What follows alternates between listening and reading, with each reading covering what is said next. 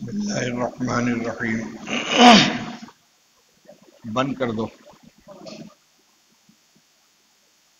الحمد للہ رب العالمین والصلاة والسلام علی سید الانبیاء والمرسلین سیدنا و مولانا محمد وعلی آلہ واصحابہ اجمعین.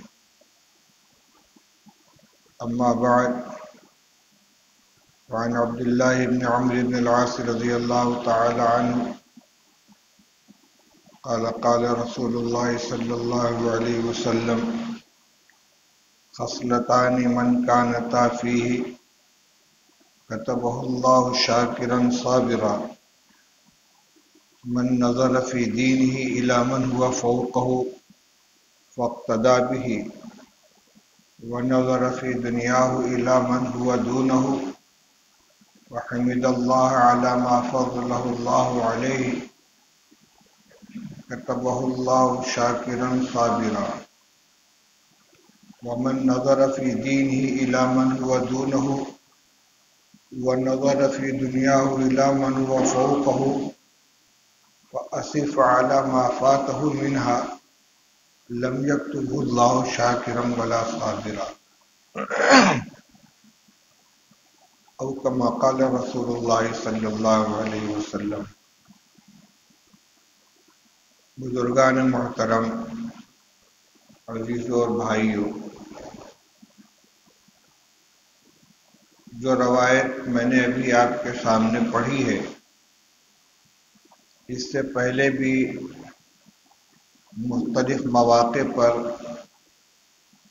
ان کا ترجمہ اور مختصر تشریح پیش کی جا چکی ہے، لیکن حدیث کے مضمون کی اہمیت کی بنا پر اور موجودہ حالات کے پیش نظر ضرورت محسوس ہوئی کہ آج کی مجلس میں پھر اس کا اعادہ کر دیا جائے. حضرت عبداللہ ابن عمرو ابن عاص رضی اللہ تعالی عنہما، جو خود بھی صحابی ہیں اور صحابی زادے ہیں، حضرت عمرو ابن عاص رضی اللہ تعالی عنہ بھی صحابی ہیں اور ان کے صاحبزادے عبداللہ ابن عمرو ابن عاص رضی اللہ عنہ بھی صحابی ہیں، اور ان کا شمار ان صحابہ کرام میں ہوتا ہے جن سے بڑی کثیر تعداد میں روایات منقول ہیں. اور اس کی وجہ یہ ہے کہ انہوں نے رسول اللہ صلی اللہ علیہ وسلم کی حیات ہی میں احادیث کو لکھ کر محفوظ کرنے کا اہتمام کیا تھا، اور رسول اللہ صلی اللہ علیہ وسلم سے اس کی اجازت حاصل کر لی تھی. وہ فرماتے ہیں کہ رسول اللہ صلی اللہ علیہ وسلم نے یہ ارشاد فرمایا کہ دو عادتیں ایسی ہیں کہ جس شخص میں یہ دونوں پائی جاتی ہیں اللہ تعالیٰ اس کو شاکر اور صابر لکھ لیتے ہیں. یعنی اللہ تعالیٰ کے یہاں اس بندے کا شمار شکر گزار بندوں میں اور صبر کرنے والے بندوں میں ہو جاتا ہے، اس فہرست میں اس کو شامل کر لیا جاتا ہے. وہ دو صفتیں کیا ہیں کہ اپنے اندر پیدا کر لینے سے اللہ تعالیٰ کے یہاں بندے کا شمار شاکر اور صابر بندوں میں ہونے لگے. ارشاد فرمایا کہ جو شخص اپنے دین کے معاملات میں اپنے سے اونچے انسان کو دیکھے اور اس کی پیروی کرے، اور دنیا کے معاملات میں اپنے سے نیچے انسان کو دیکھے، اور پھر اللہ نے اس کے مقابلے میں اس کو جو فوقیت عطا فرمائی ہے اس پر اللہ کا شکر ادا کرے، تو اللہ تعالیٰ اس کو شاکر اور صابر بندوں میں لکھ لیتے ہیں.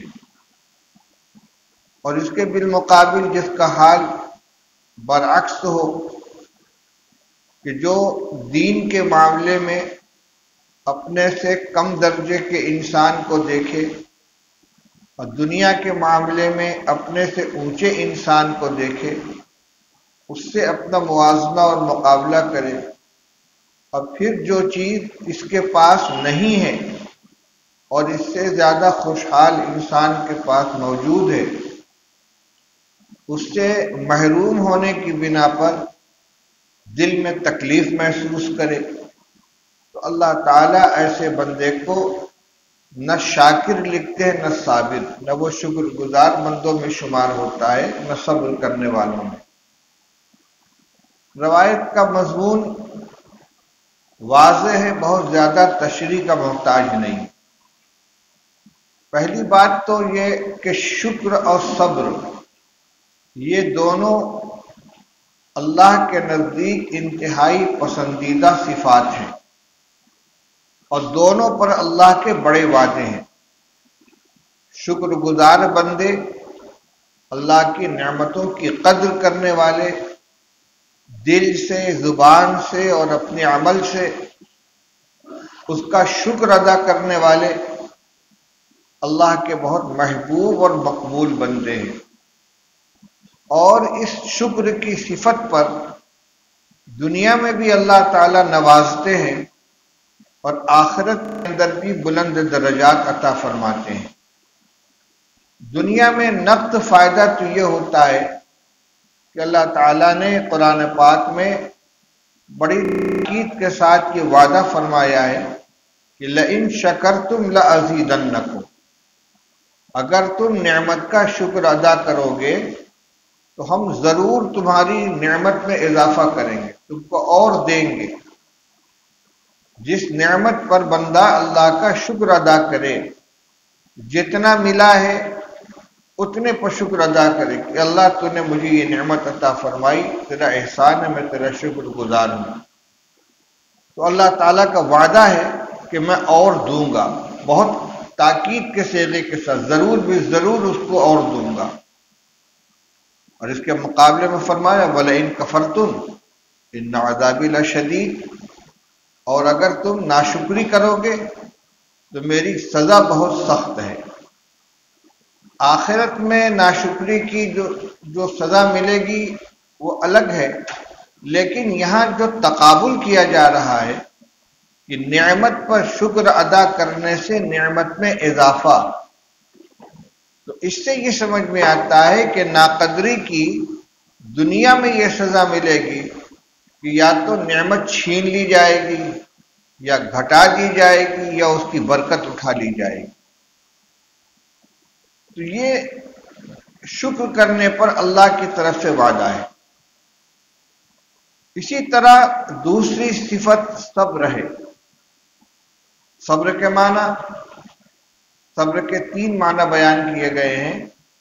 نیکی پر اپنے نفس کو جما لینا، برائی سے اپنے نفس کو روکنا، اور جو پریشانی اور مصیبت آئے اس کو برداشت کر لینا، شکوہ شکایت نہ کرنا۔ یہاں صبر کا یہی آخری مفہوم موقع کی مناسبت سے مراد ہے کہ اگر کچھ تنگی ترشی ہے، کچھ پریشانی ہے تو اس کو برداشت کرے، کسی سے شکایت نہ کرے، اللہ سے بھی شکایت نہ کرے، بندوں سے بھی شکایت نہ کرے۔ اس صبر پر بڑے وعدے ہیں۔ ایک عجیب وعدہ، انما یوفی الصابرون اجرہم بغیر حساب، یہ صبر کرنے والوں کو ان کا بدلہ بغیر حساب کے دیا جائے گا، یعنی نیکیوں کا بدلہ مختلف درجات میں ملتا ہے۔ بعض نیکیوں کا بدلہ ایک کا ایک ہے، جیسے کسی نے کسی نیک عمل کا ارادہ کیا تو صرف ارادہ کرنے پر 1 نیکی مل جاتی، اور اگر اس کو کر لیا تو 10 نیکی ملتی ہے، اور اگر رمضان کا مہینہ ہے تو 1 کی 70 ملتی ہے۔ اور ایک آیت میں فرمایا کہ جو لوگ اللہ کے راستے میں خرچ کرتے ہیں ان کی مثال اس دانے جیسی ہے کہ جس کو زمین میں ڈالا جائے اس سے 7 بالیاں اگیں اور ہر بالی کے اندر 100 دانے ہوں، یعنی ایک نیکی کا 700 گنا اجر ملے گا۔ لیکن 2 نیکیاں ایسی ہیں کہ جن کا کوئی حساب نہیں ہے۔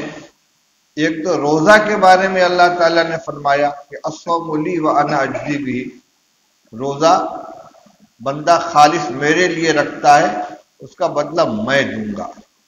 کتنا دوں گا کوئی اس کی مقدار نہیں ہے۔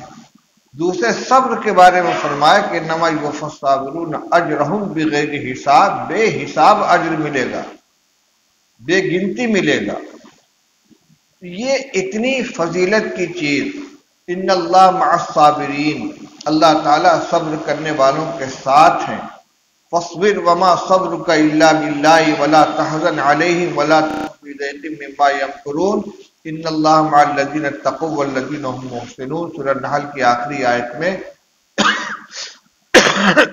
فرمایا کہ آپ صبر کیجئے، اور آپ کا صبر بھی اللہ ہی کی توفیق سے ہوگا۔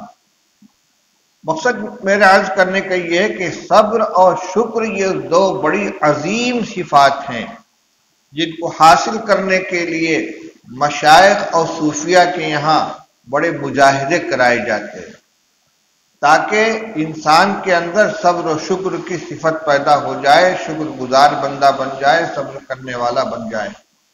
اس روایت میں اللہ کے رسول صلی اللہ علیہ وسلم نے 2 نسخے عطا فرمائے ہیں۔ ان کو اگر انسان محنت کر کے، کوشش کر کے اختیار کر لے، اپنے اندر پیدا کر لے، تو اللہ جل شانہ خود اس بندے کو شاکر و صابر لکھ لیتے ہیں۔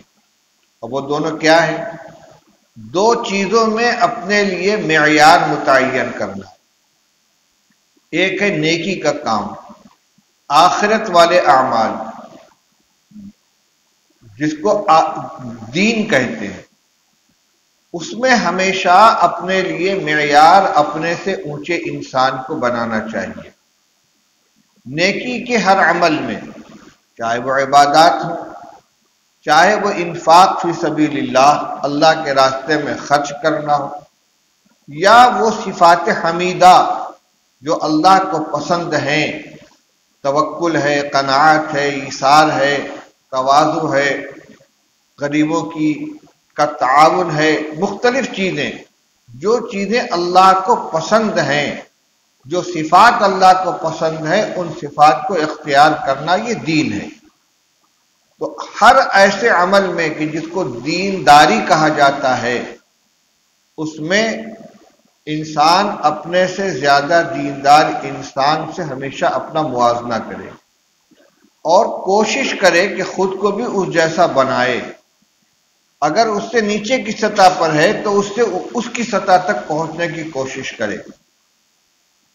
یہ تو ہوا دینداری کے سلسلے میں 2 کام، نظر فی دینہ الی من هو فوقہ، دین کے معاملے میں اپنے سے اونچے انسان کو دیکھے، واقتدی بہ، صرف دیکھنا نہیں، تعریف کر دینا نہیں کہ بڑا اچھا آدمی ہے، ماشاءاللہ بہت نیک آدمی، نہیں، واقتدی بہ، کوشش کر کے اس جیسا بنے۔ اور دوسری طرف دنیا کی چیزیں ہیں، دنیا کی چیزوں میں روپیہ پیسہ ہے، کاروبار ہے، اسباب معیشت، رہائشی مکان ہے، سواری ہے، زندگی گزارنے کا جو اسٹیٹس ہوتا ہے، معیار ہوتا ہے، معیار زندگی جس کو کہتے ہیں، اسباب ضرورت ہیں، ان سب کے اندر اپنے سے کم درجے کے انسان کو دیکھے، اپنے سے غریب انسان کو دیکھے، اپنے سے بلکہ یوں کہیے پریشان حال انسان کو دیکھے اور اس سے اپنا موازنہ کرے۔ اور یقیناً جب اس سے اپنا موازنہ کرے گا تو اپنے آپ کو اس کے مقابلے میں خوشحال پائے گا، اچھا پائے گا۔ فرمایا کہ نظر فی دینی فی دنیا الی من هو دونہ فحمد اللہ علی ما فضلہ اللہ علیہ، پھر اللہ کا شکر ادا کرے کہ اللہ تعالیٰ نے مجھ کو اس سے بہتر بنایا ہے۔ مجھ کو اس کے مقابلے میں فوقیت عطا فرمائی ہے۔ تو دنیا کے سلسلے میں اپنے سے کمزور انسان کو دیکھے، موازنہ کرے، جائزہ لے، اور اس کے بعد جب دل میں یہ محسوس ہو کہ مجھ کو اللہ نے اس سے اچھا رکھا ہے، تو پھر صرف اتنے پر اکتفا نہ کرے بلکہ اس پر اللہ کا شکر ادا کرے کہ اللہ تو نے مجھ کو اس سے بہتر بنایا ہے۔ جس میں یہ دو چیزیں ہوں گی، دین کے معاملے میں معیار اپنے سے اونچے انسان کو بنا کر اس کی پیروی کرنے کی کوشش کرے، دنیا کی چیزوں میں اپنے سے کمزور انسان سے موازنہ کرے، اور جو اللہ نے اس کے مقابلے میں برتری عطا فرمائی ہے اس پر اللہ کا شکر ادا کرے، تو اللہ تعالیٰ اس کو شاکر و صابر لکھ لیتے ہیں۔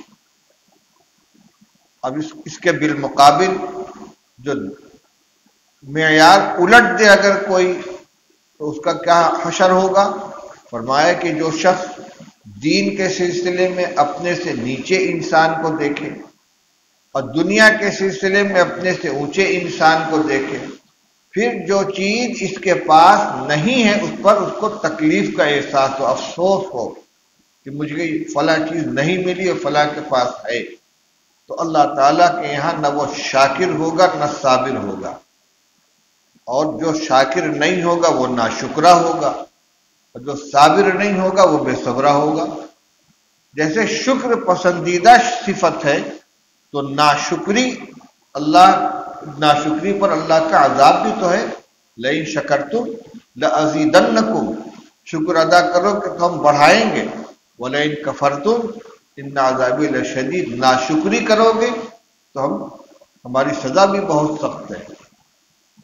تو شکر کرنے پر نوازش ہے اور ناشکری کرنے پر سزا بھی ہے، ناراضگی ہے اللہ کی۔ اسی طریقے سے صبر کرنے پر بہت کچھ وعدے ہیں، تو بے صبری کے اوپر ناراضگی بھی ہے۔ تو یہ جو دوسری صورت ہے، عام طور سے ہمارا حال یہی ہے۔ دنیا کے دین کے سلسلے میں تو ہم بڑے قناعت پسند ہیں، اگر اللہ نے اپنے فضل سے ہمیں کچھ نیک عمل کرنے کی توفیق عطا فرما دی، جو کچھ ہوتا ہے اللہ کی توفیق ہی سے ہوتا ہے، بندے کے اندر کوئی طاقت نہیں ہے۔ جو کچھ اللہ کی توفیق سے ہو گیا اس پر پھولے نہیں سماجتے، بس ہم متقی ہو گئے، پرہیزگار ہو گئے، نیک ہو گئے، تو ماشاءاللہ نمازی بھی ہے، روزہ بھی رکھتے ہیں، زکوٰۃ بھی ادا کرتے ہیں۔ لیکن جو آدمی دینداری میں ہم سے اونچے معیار پر ہے، متقی پرہیزگار ہے، ہر چیز کے اندر حلال و حرام کو دیکھتا ہے، اخلاق میں، معاملات میں، اور دوسروں کے ساتھ برتاؤ کرنے میں، اپنے آپ کو گناہوں سے بچانے میں نگاہ کی حفاظت کرتا ہے، زبان کی حفاظت کرتا ہے، اس کی سوچ مثبت ہے، منفی سوچ نہیں رکھتا، کسی کے ساتھ بدگمانی نہیں رکھتا، اچھے اخلاق والا ہے، یہ ساری نیکیاں اس میں موجود ہیں، میرے اندر نہیں ہے، تو ہم اس کو پیدا کرنے کی کوشش کریں۔ اسی طریقے سے جو عمل ہم کر رہے ہیں، اس عمل میں ہم سے جو آگے بڑھا ہوا ہے، اگر ہماری طاقت میں ہے تو اس کو بڑھانے کی کوشش کریں، اس میں اضافہ کریں۔ ہم اگر چوتھائی پارے تلاوت کر لیتے ہیں اور مطمئن ہے کہ ایک پاؤ پڑھ لیتے ہیں روزانہ، ایک بندہ ایک پارہ پڑھتا ہے، 2 پارہ پڑھتا ہے، ہم نہیں کر سکتے، کوشش کریں۔ نفلی روزہ ایک بندہ رکھتا ہے، اگر اللہ نے ہمیں طاقت دی ہم بھی رکھنے کی کوشش کریں، اس سے آگے بڑھنے کی کوشش کریں۔ کچھ ہمیں خرچ کرنے کی استطاعت اللہ نے دی ہے، ہماری جیسی حیثیت رکھنے والا دوسرا انسان ہے، ہم سے زیادہ خرچ کرتا ہے، نیک کاموں میں بھی خرچ کرتا ہے، غریبوں کی امداد بھی کرتا ہے، صدقات خیرات بھی کرتا ہے، تو ہم بھی کوشش کریں۔ اسی طریقے یہ کب ہوگا؟ جب مثبت سوچ ہوگی، پازیٹو سوچ ہوگی، اچھے انداز پر سوچنے کا انسان عادی ہوگا، اور جو منفی سوچ والا ہوگا اس کے اندر یہ بات نہیں پائی جائے گی۔ اس معیار کو اپنانے کی کوشش کریں، اور اس سے زیادہ جو چیز تکلیف دہ ہے وہ یہ ہے کہ جب کاروبار کا مندہ ہوتا ہے یا کوئی عمومی پریشانی آ جاتی ہے، جیسے آج کل لاک ڈاؤن کی وجہ سے بہت سے لوگوں کے کاروبار بند ہو گئے ہیں، دکانیں بند ہو گئی ہیں، جس کو دیکھو اس کی زبان پر شکوہ ہی ہے، کام نہیں چل رہا ہے، مارکیٹ ٹھپ ہو گئی ہے، پیسہ نہیں آ رہا ہے۔ مناسب یہ ہے کہ ان حالات کے اندر اپنے سے زیادہ پریشان حال لوگوں کو دیکھیں۔ اللہ نے ہم کو جس معیار پہ رکھا ہے کہ ہمارے پڑوسیوں میں، ہمارے رشتہ داروں میں، ہمارے جاننے والوں میں کوئی ہم سے بھی زیادہ پریشان ہے، اگر ہے تو اللہ کا شکر ادا کرے کہ اللہ نے ان حالات میں بھی ہم کو دونوں وقت کھانے کو روٹی عطا فرمائی ہے، تن چھپانے کے لیے لباس عطا فرمایا ہے، سر چھپانے کے لیے مکان عطا فرمایا ہے، یہ بھی اللہ کی نعمت ہے۔ رسول اللہ صلی اللہ علیہ وسلم نے ارشاد فرمایا، من اصبح آمنا فی سربہ معافا فی جسدہ وعندہ قوت یومہ فکأنما حیزت لہ الدنیا بحذافیرہا، او کما قال رسول اللہ صلی اللہ علیہ وسلم۔ فرمایا کہ جو آدمی اس حال میں صبح کرے کہ آمنن فی سربہ، اپنے گھر کے اندر اطمینان کے ساتھ ہے، کوئی خوف دہشت پریشانی نہیں، وارنٹ نہیں نکلا ہوا ہے، گرفتاری نہیں ہونے والی ہے، آمنن فی سربہ، اپنے ٹھکانے پر امن کے ساتھ ہے، معافن فی جسدہ، جسمانی اعتبار سے عافیت میں، کوئی قابل ذکر بیماری نہیں ہے، پریشانی نہیں ہے، وعندہ قوت یومہ، اور آج کے کھانے کا انتظام اس کے پاس موجود ہے۔ یہ نہیں کہ اتنا ذخیرہ ہے، اتنا بینک بیلنس ہے، اتنا غلے کا اسٹاک ہے، آج کے کھانے کا انتظام موجود ہے، کل بھی اللہ دے گا، آج کا کھانا گھر میں موجود ہے۔ تین چیزیں ہوئی، گھر میں اطمینان سے ہے، جسمانی اعتبار سے عافیت میں ہے، آج کے کھانے کا انتظام ہے۔ فرمایا فکأنما حیزت لہ الدنیا بحذافیرہا، تو گویا پوری دنیا سمیٹ کر اس کے قدموں میں ڈال دی گئی ہے، گویا پوری دنیا اپنے تمام ساز و سامان کے ساتھ سمیٹ کر اس کے قدموں میں ڈال دی گئی ہے۔ جس کے گھر میں کروڑ روپیہ ہو اور جس کے گھر میں آج کا کھانا ہو، آج کھائے گا تو اتنا ہی، جو رکھا ہوا ہے وہ کل کام آئے گا، کل جب آئے گا تو وہ پھر آج بن جائے گا، کل کا آج ہو جائے گا، اس کے ایک دن بعد جو دن آئے گا وہ آج بن جائے گا۔ تو روز کی روٹی اگر اس کو مل رہی ہے تو وہ اس زمرے کے اندر آ گیا۔ جو مزدور روز کام کرتے ہیں، صبح کو نکلے مزدوری کی اور شام کو مزدوری لے کر آئے، گھر نے بچوں کا کھانا کھلایا، خود کھایا، آرام سے سو گئے۔ جو ٹھیلا لگانے والا دن بھر ٹھیلا چلاتا ہے، شام کو تھوڑی سی بچت ہوئی، گھر جا کے بچوں کو کھلایا، وہ بھی تو کما رہا ہے، خرچ کر رہا ہے۔ اور جو کروڑوں کا کاروبار کر رہے ہیں، ان کا بینک بیلنس ہے، وہ بھی اسی طریقے سے کھا رہے ہیں، کھلا رہے ہیں اپنے بچوں۔ تو یہ دیکھیں کہ اتنے کو کے بارے میں رسول اللہ صلی اللہ علیہ وسلم نے ہمیں یہ تعلیم دی ہے۔ ہمارے یہ تصور ہونا چاہیے کہ اتنا اگر ہم کو حاصل ہے کہ ہم اللہ کے فضل سے کوئی قابل ذکر بیماری نہیں ہے، جسم سلامت ہے، کوئی خوف نہیں، دہشت نہیں، خاص طور سے کوئی بے اطمینانی نہیں، اور آج کے کھانے کا انتظام موجود ہے، اور میں گویا ساری دنیا سمیٹ کر اس کے قدموں میں ڈال دی گئی۔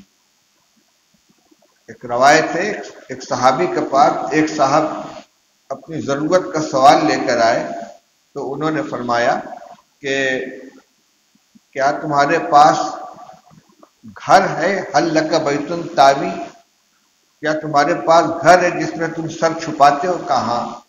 کیا تمہارے پاس بیوی موجود ہے، شادی شدہ ہو؟ کہاں؟ فانت من الاغنیاء، تم تو خوشحال لوگوں میں سے ہو۔ اس نے کہا لی خادم، میرے پاس ایک باندی بھی ہے۔ فرمایا فانت من الملوک، تب تو تم بادشاہ ہو۔ ابھی پیسے کا کوئی تذکرہ ہی نہیں ہے، کاروبار کتنا چل رہا ہے، کھیتی کتنی ہے، مکان کتنا ہے، جائیداد کتنی ہے، رہنے کو گھر ہے، گھر چلانے کے لیے بیوی موجود ہے۔ فرمایا تم غنی ہو۔ تم نے کہا ایک خادمہ بھی ہے۔ فرمایا تب تو بادشاہوں میں سے ہو تم۔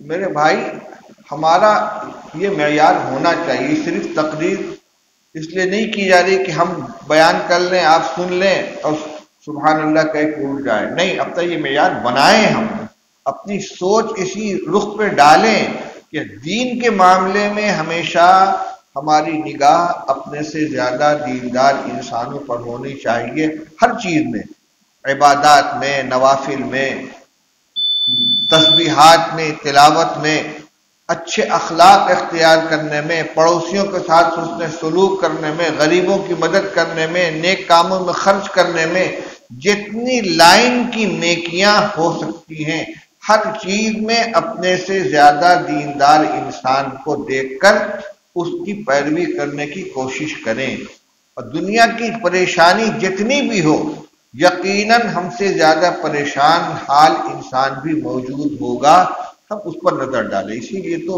ہدایت ہے کہ اگر کسی شخص کو مبتلا مصیبت دیکھو تو آہستہ سے یہ دعا پڑھو، الحمدللہ الذی عافانی مما ابتلاک بہ وفضلنی علی کثیر ممن خلق تفضیلا۔ اللہ کا شکر ہے کہ جس نے مجھ کو اس پریشانی سے محفوظ رکھا جس میں تم کو مبتلا کیا ہے، سنا کر نہیں، اسے تکلیف ہوگی اپنے جی میں۔ اس بندے کو اللہ نے جس پریشانی میں مبتلا کیا ہے، اللہ نے مجھ کو اس سے محفوظ رکھا، اس پر اللہ کا شکر ادا کرے۔ وفضلنی علی کثیر ممن خلق تفضیلا، اللہ کا شکر ہے کہ جس نے مجھ کو اس پریشانی سے بچائے رکھا جس میں تجھ کو مبتلا کیا ہے، مجھے اپنی بہت سی مخلوق پر فوقیت عطا فرمائی ہے۔ ایک قصہ سنا کے بعد ختم کرتا ہوں۔ چھتہ مسجد میں ہمارے حضرت مفتی محمود صاحب نور اللہ مرقدہ بیٹھے ہوئے تھے اپنی نشست گاہ پر، ایک صاحب آئے اور قریب آ کر کان میں کچھ خسر خسر کیا انہوں نے، حضرت نے جیب میں ہاتھ ڈالا، کچھ رقم نکال کر ان کے حوالے کر دی، وہ اٹھ کر چلے گئے۔ تھوڑی دیر بعد جب وہ چلے گئے تو ایک صاحب نے کہا حضرت ان کی یہی عادت ہے، بڑوں کے پاس جائیں گے، جھوٹی پریشانیاں سنائیں گے، حالانکہ اللہ نے ان کو نوازا ہے، ان کو ضرورت نہیں ہے۔ حضرت نے فرمایا میں جانتا ہوں، میں واقف ہوں، تو پھر آپ نے کیوں دے دیا؟ تو میں نے اللہ کا اس شکرانے میں دے دیا کہ اللہ نے مجھ کو اس کی جگہ اور اس کو میری جگہ نہیں بنایا۔ اللہ کو اس پر قدرت تھی کہ وہ اس کو یہاں بیٹھا دیتا اور مجھ کو سائل بنا کر اس کے پاس بھیجتا اور میں جھوٹا عذر بیان کر کے، پریشانی بیان کر کے اس سے سوال کرتا، لیکن اللہ نے مجھ کو اس سے بچائے رکھا۔ بڑوں کی نگاہ کہاں تک ہوتی ہے؟ صرف اس تصور سے، اس خیال سے کہ اللہ نے مجھ کو ایسا نہیں بنایا، اس شکرانے میں میں نے نکال کر اس کو دے دیا، حالانکہ میں بھی جانتا تھا، میں اس سے کہہ سکتا تھا کہ اللہ کے بندے تجھ تو ضرورت مند نہیں ہے، تجھ کو تو ضرورت نہیں ہے۔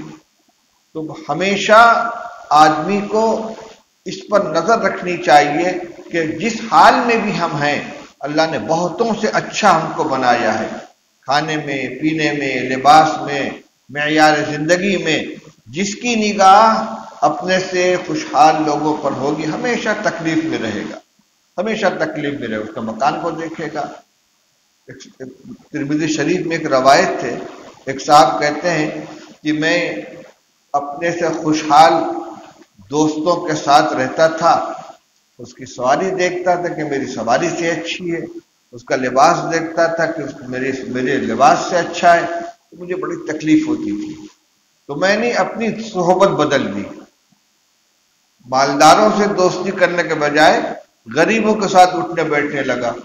اب تو دیکھتا ہوں میری سواری اس سے اچھی، میرا لباس اس سے اچھا، مجھے نجات مل گئی۔ یہ بڑا اچھا معیار ہے، اس کو اپنانا چاہیے۔ جو لوگ اونچی سوسائٹی میں بیٹھنے اٹھنے کے عادی ہوتے ہیں ان میں احساس کمتری پیدا ہو جاتا ہے، ہمیشہ اپنے کو دیکھیں کہ بھائی یہ تو اتنے میں ہے، میں اتنے میں ہوں، اس کی گاڑی ایسی، میری گاڑی ایسی، اس کا کپڑا ایسا ہے، میرا کپڑا ایسا ہے۔ کیوں اپنے سے اونچے سوسائٹی میں بن کر اپنے کو نیچا دکھلا رہے ہو؟ لمبے قد والے کے بغل میں کھڑے ہوگے تو ناٹے نظر آؤ گے، اور ناٹے کے بغل میں کھڑے ہو تو لمبے نظر آؤ گے۔ کیوں موازنہ کر رہے ہو اونچے خوشحال لوگوں سے؟ برابر والوں کے ساتھ رہو، اور زیادہ اچھا ہے کہ اپنے سے کمزور سے اپنا موازنہ کرو۔ تو یہ معیار ہمارا ہونا چاہیے جو حضور نے فرمایا کہ جو شخص دین کے معاملے میں اپنے سے زیادہ خوشحال انسان سے اپنا موازنہ کرے اور اس پر شکر ادا کرے، دنیا کے معاملے میں اپنے سے کمزور انسان سے اپنا موازنہ کرے اور پھر اللہ کا شکر ادا کرے کہ اس نے مجھ کو اس سے اچھا بنایا ہے، وہ اللہ کے نزدیک شاکر و صابر ہے۔ اور جو دین کے معاملے میں اپنے سے نیچے انسان کو دیکھے اور دنیا کے معاملے میں اپنے سے اونچے انسان کو دیکھے، پھر جو کچھ نہیں ملا اس پر اس کو تکلیف کا احساس ہو، نہ وہ شاکر ہوگا، نہ صابر ہوگا، نہ شکر گزار ہوگا، نہ صبر کرنے والا ہوگا۔ اس معیار کو سامنے رکھیں۔ اللہ تعالی ہمیں عمل کرنے کی توفیق عطا فرمائے۔ وآخر دعوانا الحمدللہ رب العالمین۔